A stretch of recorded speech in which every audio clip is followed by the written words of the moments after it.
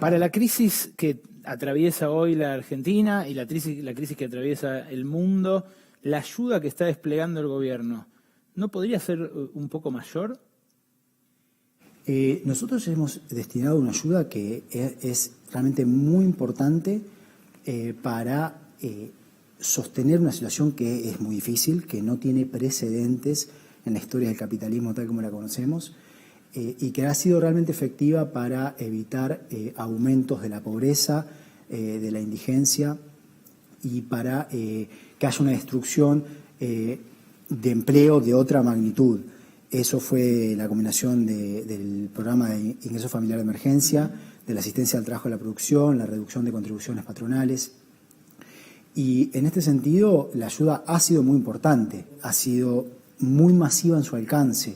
Son 9 millones de personas que han recibido el ingreso familiar de emergencia y más de 3 millones de trabajadoras y trabajadores que se han beneficiado del ATP. Pregunto por el monto. ¿Alcanza con 10.000 pesos para sobrevivir? Digo, llevamos 110 días de cuarentena y hay un montón de gente desesperada que enfrenta realidades como, no sé, los empleados de los locales de las galerías porteñas. La mitad no va a volver a abrir. A ellos, ¿no se les podría haber dado una ayuda adicional en este contexto? Para que la ayuda sea efectiva, hay que mantener cierto equilibrio, ¿sí? Y hay restricciones. Argentina enfrenta restricciones de financiamiento que son durísimas. Allí es donde se ha dejado la economía argentina. Se la dejó en una situación de profunda crisis macroeconómica. Entiendo eso. Ahora, ¿con qué se está financiando la ayuda? Hoy la ayuda la venimos financiando, obviamente, con emisión monetaria y una parte ahora que se ha reactivado el mercado de deuda pública en pesos. Eso es muy criticado por la ortodoxia, pero la verdad que hasta ahora no probó ser ni inflacionario, como decían los ortodoxos, los monetaristas, ni nada de eso. ¿No se podría emitir más para darles 15.000 en vez de 10.000? Alejandro, acá hay un tema real, un tema de recursos, ¿sí? Nosotros hoy lo que tenemos es un déficit en términos de recursos muy grande. Básicamente el tamaño de la torta de lo que se produce en la economía se ha achicado. Y eso es una realidad. En algún sentido nosotros estamos viviendo con lo nuestro. Entonces, dentro del vivir con lo nuestro es muy importante que se evite una tensión sobre esos recursos que termine generando tensiones cambiarias, que es así, empiezan a ser desestabilizantes, y eso lo hemos contenido bien. Entonces lo que hemos buscado es ayudar a los distintos sectores que necesitan de la ayuda al tiempo que mantenemos un equilibrio para evitar tensiones cambiarias y después sobre los precios que terminen dañando a todos los sectores de la economía. Nada es gratis, ¿ok? Nada es gratis en la economía. El 5 de abril se habló por primera vez en un reportaje que le hizo Horacio Berbisky al presidente Alberto Fernández del impuesto a las grandes fortunas. Hace 3 meses y medio de eso. ¿Qué pasa que no se presentó el proyecto de ley de impuesto a grandes fortunas? Bueno, eso es, hay una iniciativa en el mismo Congreso que entiendo que eso está, se va manejando los tiempos en función de otros factores de la economía, pero está claro que Argentina tiene un problema importante de financiamiento y está claro que en este momento quienes tienen la mayor posibilidad de contribuir es razonable que eso se haga. Y esta es una agenda que, bueno, el Congreso eventualmente volverá a mover. ¿Es verdad que ustedes pidieron que no se avance con el impuesto a las grandes fortunas para que eso no afecte el canje de la deuda? No, eso no es verdad y además no hay ninguna relación. Claro, los acreedores al revés verían bien que ustedes recauden en términos de sostenibilidad fiscal, ¿no?, del futuro. Bueno, pero igual esto es una contribución de una vez que es para lidiar con un problema concreto de financiamiento de la economía argentina en el contexto de la pandemia. Por eso no me explico por eso no me explico la parálisis, porque si falta financiamiento y ustedes mismos admiten que la emisión tiene un límite, sería algo cantado que hace falta que los que más tienen pongan y 3 meses y medio después no hay proyecto. Pero eso no quiere decir que no vaya a haber proyecto. ¿Qué pensás de la intervención de Vicentín, una empresa importante que está concursada y que puede entrar en quiebra? Mañana hay una audiencia de conciliación. El presidente ayer dijo: me equivoqué con Vicentín. Hubo idas y vueltas. ¿Qué crees que debería adoptarse como salida? Bueno, esto es, y te lo respondo de una forma general, el Estado tiene un rol por cumplir en sobre todo en un momento de doble crisis, crisis macroeconómica y crisis del coronavirus, en evitar que haya destrucción de capital, en usar sus instrumentos para evitar que haya destrucción de capital, que genera destrucción de empleo, pérdida de exportaciones, pérdida de producción en general, ¿sí? Entonces, obviamente que hay múltiples maneras de abordar una eventual destrucción de capital, como es el caso de Vicentín.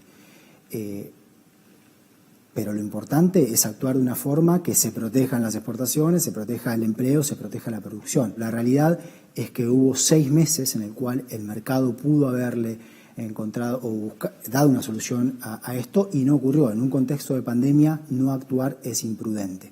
Así que es importante que el Estado actúe para evitarle un mal a personas, a trabajadoras y trabajadores en un momento, como digo, de mucho sufrimiento.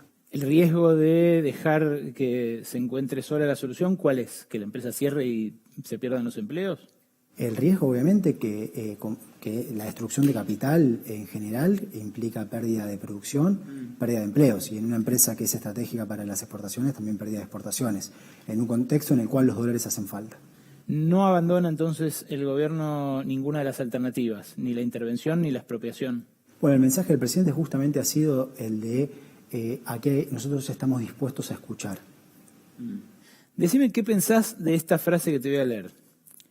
Para que los costos devastadores de la actual crisis no sean en vano, la política económica de la recuperación no puede quedar depositada en ganar la confianza de los empresarios del G6.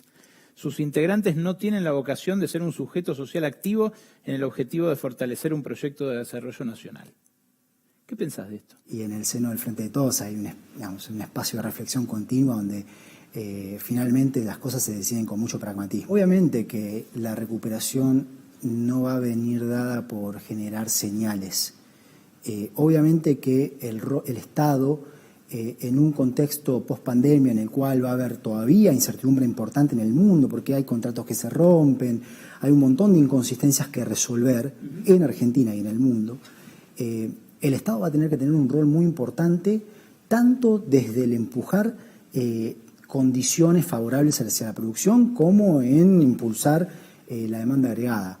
Eso no quiere decir que no tenga que haber una agenda constructiva, obviamente con el sector privado. De hecho, son complementarias.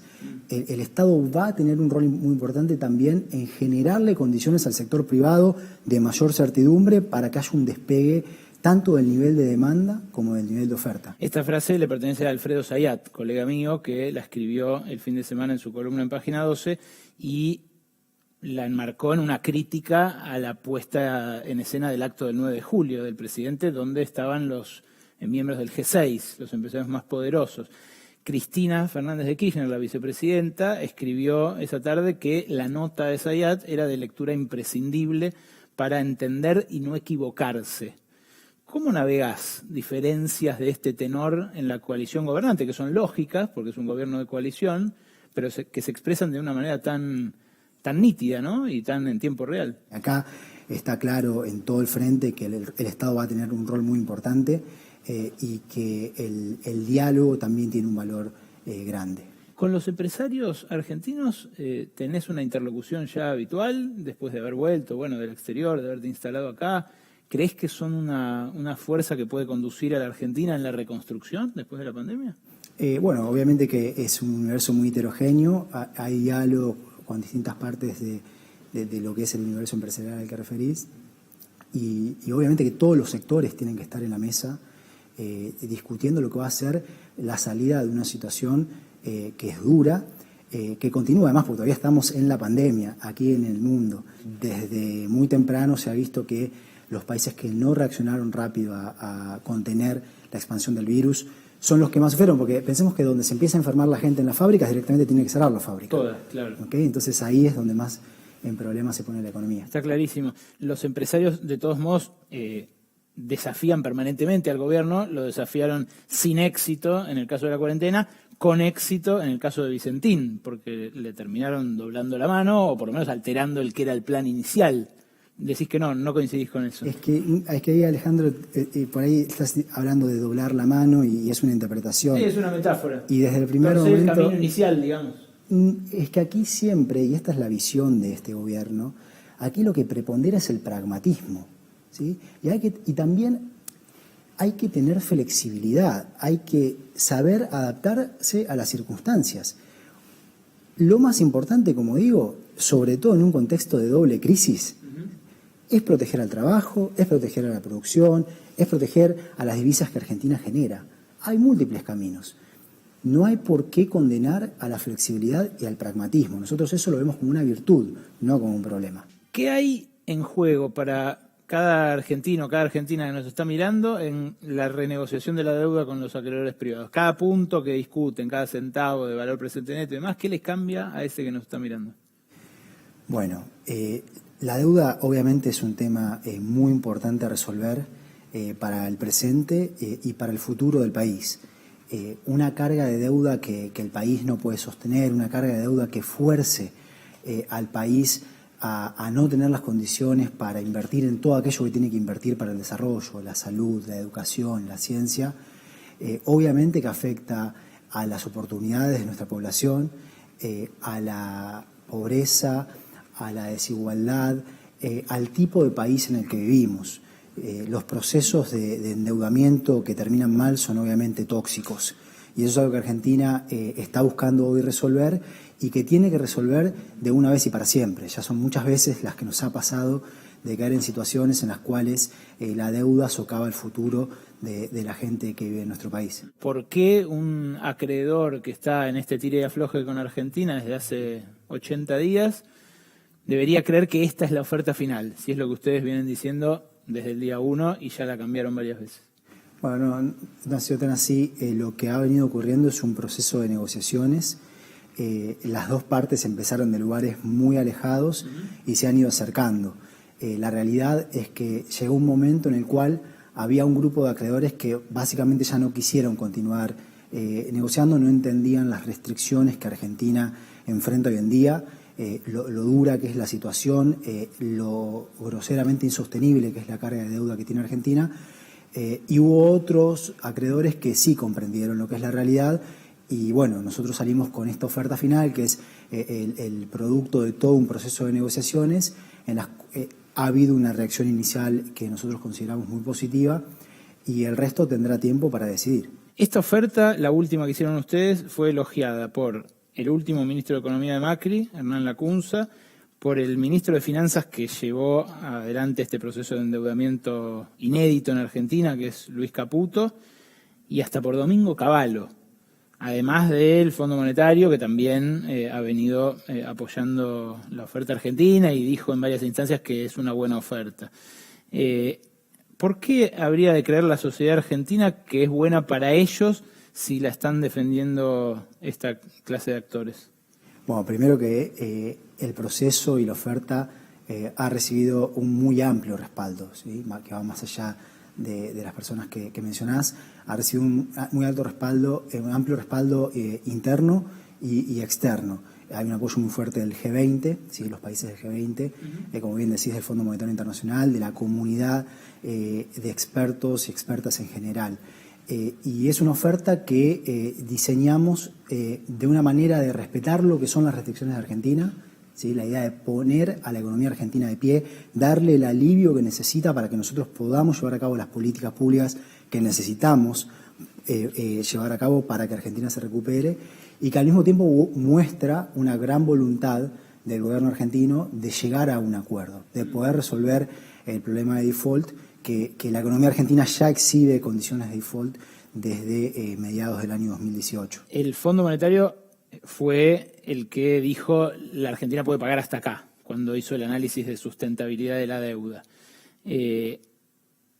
Después, cuando toque negociar con ellos, ¿también se van a mostrar así de colaborativos o se abre una negociación en la cual ya arrancamos un poco condicionados por este apoyo, digo, por esta relación que Argentina tejió con el fondo en estos meses? Nosotros, cuando negociemos con el Fondo Monetario Internacional, hacia donde vamos a apuntar es a tener un programa que sirva para Argentina, que ayude a cuidar a la economía argentina, a tranquilizar la situación económica. Y va a ser nuestro programa. Lo que se ha venido dando... Perdón, lo mismo decía Duhovne. Cuando cerró el acuerdo con el Fondo Monetario, dijo, este es nuestro programa, el fondo dijo, Lagarde dijo, es the ownership de Argentina. Y fíjate que fue un programa que fue discutido en, ¿cuánto? 3 semanas, sin tener una legitimación social, basado en premisas infundadas para la economía argentina. En un contexto de recesión se combinó políticas fiscales contractivas que generaron una caída aún mayor de la demanda y por lo tanto más destrucción de empresas, más destrucción de empleo y política monetaria contractiva bajo la premisa de que eso iba a generar una baja de la inflación y no pasó eso. Nada Por de el eso contrario, pasó. lo que pasó fue que la tasa de interés subió un montón y no nos olvidemos que la tasa de interés de política monetaria efectiva anual estuvo arriba del 80%. ¿Sí? ¿Cómo puede una empresa, una pequeña y mediana empresa que se le cae su demanda y enfrenta costos de refinanciamiento tan altos, sobrevivir? La pregunta es si el fondo cambió tanto con solo haber cambiado a su directora gerente. No, primero los que cambiamos es el gobierno.